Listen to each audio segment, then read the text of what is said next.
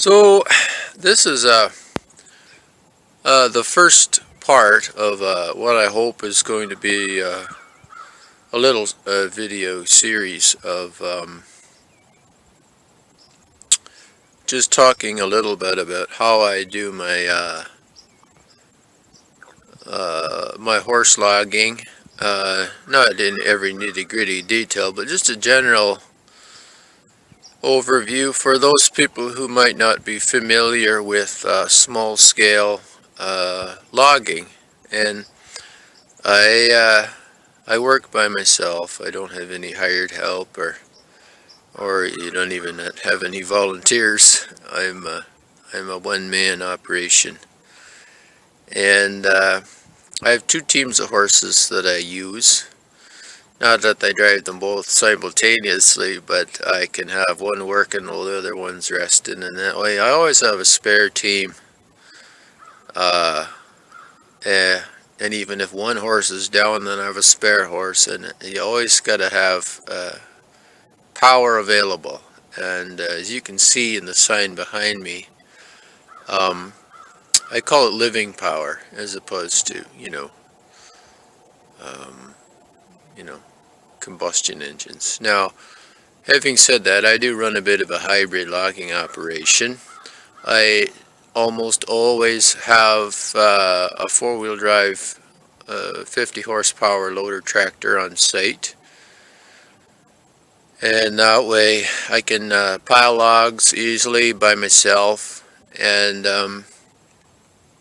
if I get something, say I need to clear a big stone out of the trailer, there's something going on. If I got a skidding trail that's really difficult, I can use the loader to try to make the skidding trail a little bit better, and just it's a reality of working by yourself. I don't have a crew of guys to go out and swamp and make trail and just or to pile logs. You can pile logs with a team of horses and ropes and cables, and there's ways to do it. It's not high tech stuff, but you need guys to do it. You need one guy driving the team, pulling the rope, and one guy dogging the log onto the chains, and one guy like it works right if you got a crew of guys. But I don't have any crew. I'm just me, myself, and I. So this is the first day, not the very, very first day, but the first day I'm actually on site with like a chainsaw and stuff on a new job that I'm just starting. And it's hardwood bush. And what it is, it's not a very big job. I'm hoping to get it done fairly quickly here. But it's a small hardwood bush, and it was affected quite a number of years ago. I think maybe 4-5 years ago. An infestation of moths that defoliated, and for some reason they really liked the red oak trees, and they defoliated quite a number of the trees completely almost. And now they've never really recovered from that. And there's in this small bush, the landowner was in contact with me, and he asked me to go through and mark the bush, measure up what was there of dead. We're just cutting dead red oak and a little bit of dead hemlock. The hemlock is also being affected by pests, so that's the reality. So we're just cutting dead stuff for the most part here in this job, and it's 95% red oak. So this is what we're up against. We're trying to get some salvage out of it before we lose value on it. So because it's standing now and it's dead. So what happens is the landowner contacts me when we talk about it, and then I go through and I mark the bush and give an estimate of the timber that's there. So I've been through this bush, and there's 92 red oak trees standing dead. and I measure those trees, and I have charts put out by the Ministry of Natural Resources that you can look at the charts. You take the measurement of the tree, and you look at the chart, and it's a way of estimating the how many board feet of standing timber in that tree. So that's what I did. I went through the whole woods when I had a little spray paint can, and I marked all the trees, because once the leaves are all off the trees, in another few weeks there's going to be no leaves on the trees. So you have to mark the trees and measure them, and it's called scaling timber, but it's not a true scaling. Once I actually cut the trees down, then I scale them when they're on the ground, scale each log and then mark that it's been scaled, and usually write on it how many feet are in it and then pile it up. So yeah, so he got a hold of me. I went through and marked the bush. So now I'm going to go, and this is kind of my first day here, and I don't have the horses here with me. It's in my own neighborhood, and I can just drive the horses over here to the job. So what I'm going to do, just because it's so handy for me and close, I can go out to the woods here and cut. Get not quite a day's work going, but I can cut a whole bunch, get it all brushed off, get it bucked up, and then I can just come over the horses and skid it out and get it out. That way there's not a lot of time, because there's no point in the horses standing around in the woods eating twigs, tied up to a tree while I go and cut. They might as well be about home, standing around the hay bale eating good hay and building up their strength, and then I'll just bring them over. We'll just go at it hard, and get the logs out, and that way it saves me having to worry about what the horses are after, or worst case scenario, you don't want to drop a tree or have branches flying and actually hit a horse. So for this job, being far away, we're just going to be cutting in the morning and then skidding in the afternoons, kind of a thing. That's what I'm planning on. Of course, weather depending. They're calling for rain this afternoon, so all I might do today is get some cut. And a little bit about this job. There's two different ways I go about these jobs. In some cases, the owner wants to sell the standing timber up front to me, and so what I do is I go through the bush, I estimate the standing timber just the same, and I work out a price that I'm going to offer him for the standing timber based on what I think that I can sell it for in turn. Like I have to have obviously I have to have a market for that, for those logs and the firewood and whatnot. So this is the story in that regard, and that's called buying standing timber, and it's probably the most common way. This particular job, I'm getting paid to cut and skid, mark and cut and skid, and so what we do is, either way, you don't get paid till the job's done.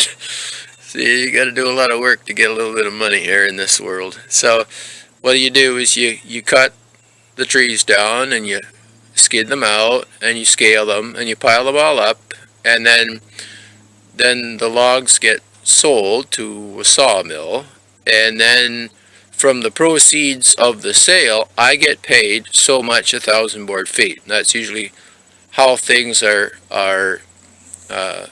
calculated in at least in the old school small scale logging operations that I'm involved in. It goes by the 1,000 board feet. So if you get paid so much money per 1,000 board feet, and then at the end of every day, how much you did, so you kind of have an idea of what you're going to get at the end.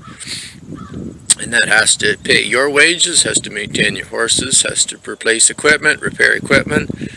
Like it's not a big margin business. It's and the more you can skid out in a day is the more money you're going to make per day. But at the end of the day, the job is the job, and it's just a lump sum you get paid at the end. So if it takes you an extra week to do the job, unless you got 4 other jobs waiting on you, there's no point in working the tar out of your horses and out of yourself and working in shitty weather. I don't like being out in the woods either. If it's blowing 100 miles an hour winds, I don't like that, because I've seen way too many trees fall the wrong way, and branches coming down, and trees out of the blue just falling down on you. Just dead old rotten trees. So I'm going to take you into the woods here right now, and I'm going to just show you a little bit of what I'm up against. I've got my saws and stuff here in the truck. I'm going to start getting some of my gear out here, and once we get down to the woods and getting into the woods, I'll show you the situation we're up against. It's a little bit of a hilly job, so there's not too much flat stuff. But anyway, sign off for now. I haven't even gotten to the woods yet. I'm getting the skidding trail from the woods up the hill to the yard where we're gonna land and stockpile all the logs. So there's about a 40-foot hill, and it's, I'm gonna say, about 150 feet long, so you can do the arithmetic on that, figuring out what kind of a grade. Just down in behind that clump of pine trees is where you come out of the woods. And then it's a gentle horseshoe curve up the hill to where I'm standing here. Then it's a spot to kind of give the horses a little rest. Then I have to make a right-hand turn, and then there's about another 14 to 16 foot sharp little rise right here, and then it's up into a little field where we're going to stack the logs, yard, and whatnot. So this is the grade we're dealing with, just to get from the woods to the yard where we're piling. You can't get down in here with trucks. You can't get, logging trucks are not going to come down in here. We got to get everything close to the road. So, alright, I'm going to wander down to the woods, and once I get back in the woods, I'll show you what I'm up against. This is just the hill getting into and coming out of the woods. It's quite a grade. Okay, so I'm in the woods now, and just wanted to give you a quick overview. That is the main trail out of the woods, and then what we have here is sort of on the same level. This is a trail going off to the north and to the west, and this is a trail going off to the south and to the west, and these join up at the far side of the bush. So it's essentially a big loop through the woods, this trail. So what we have right here in this opening, this is like the little Y, Two roads diverged in the yellow wood, as Robert Frost said. So there was an event about 5 years ago called the Deer Echo. Basically it was quite a windstorm that we had blow through, and there were some of these trees. There's a maple right here. You can see I put a slash on it. It lost its top. It was broken off just about 20 feet off the ground. And then there's another tree right here, a maple, that was broken off about 30 feet off the ground. So those both have slashes on them. They're just going to go for firewood. And they're not even good firewood at that, because they've been standing dead for 5 years and probably starting to go punky. But this tree here is right on this corner here. And this is a major traffic area. So as you can see, this tree was already damaged from logging that occurred about 15-20 years ago. They did some logging. So this old scar was left from the previous loggers. So what I'm going to do is, this is going to be a protector tree on the corners. This is one of the things that, I guess this is handy in a way. Somebody already damaged this tree, it's already been broken off by the wind, so this tree is going to be cut down. Probably one of the last trees that gets cut after I'm done skidding out. This tree will get cut. Right now it's going to act like a bumper, like a fender on a boat, because this is a hinge.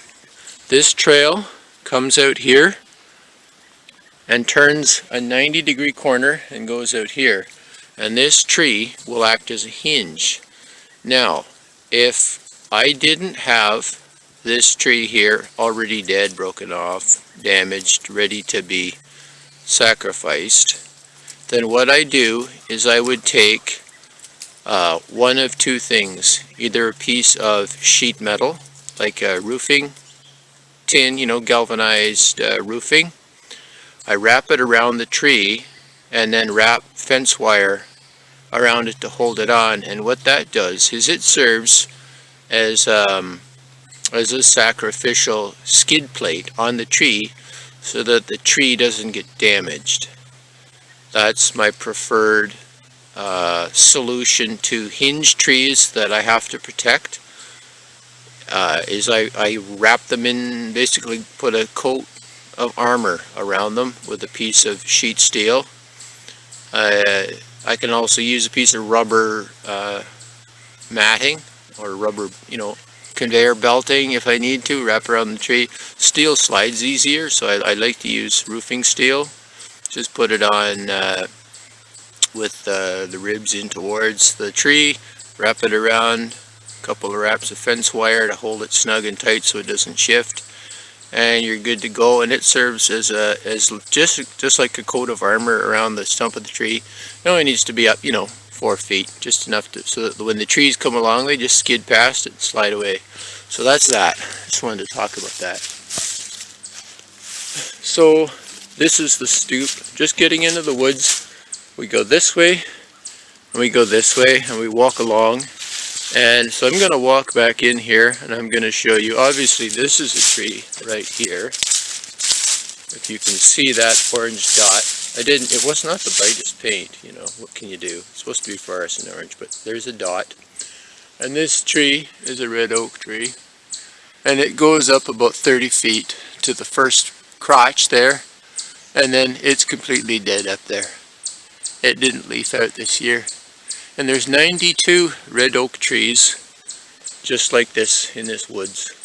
All about this size. Some are a little bigger, some are a little smaller. They weren't quite big enough to be cut 20 years ago, but now its time has come. This is the sad story of these red oaks. There's another one back in behind that maple there. It's quite a situation. So this tree, right beside the trail, is super convenient. This tree, I can drop it right down here into that opening, and the log is right across the trail. It's the easiest skid ever. It'll just lay across the trail here. I buck it up, back up, hook onto it, skid it out. Unfortunately, there's only about maybe a dozen trees that are just conveniently located next to this forest trail. And then you get into this. Brush 6, 7, 8, 9, 10, 12 feet high, thick, blackberries, all kinds of saplings. This bush used to be pastured, so there is a little bit of an age gap in some of the brush. It hasn't been pastured for, I'm going to say, close to 10 years. So there's 10 years worth of undergrowth in here, which just, it's enough to, and it's come up thick. You know, it's not like a mature bush where there's park-like areas and then brushy areas. It's very consistently dense brush, so it makes it extremely difficult to work. But that's just the reality of the woods. So I'll carry on for now, and I'll show you some trees once I get maybe a couple cut. Briefly, I wanted to show you this. Another example of a hinge tree that was damaged during the last logging operation. I happen to know that the previous landowners contracted with a logging company that uses large machinery, and they're high production, high capacity, get it done, don't care about the woods, just it's all about the almighty dollar. So this is what happens. You see, I've got it marked with a slash. This tree is also broken off about 20 feet up, but the bark is damaged here up to the height of my top of my head, so 6 feet high, right down to the ground. And I know for a fact, because I was in the area, they were skidding the trees out full length trees with a grapple skidder, and they'd have 2 or 3 trees hooked on, pulling them out full length. And you're talking 60, 70 feet sometimes, full length trees. And this is a consistently wide corner here. This is a gentle curve, and it's short, and then it does a hook back to the left. So if you're familiar with trying to pull something long around a bend, this tree got scraped by every single log that went by.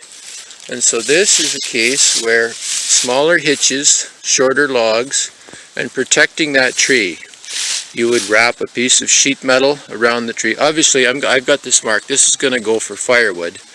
This tree, number one, I would never hit it because I don't pull out big enough hitches and long enough pieces to actually ride up the bank here. It's up a little bit of a bank.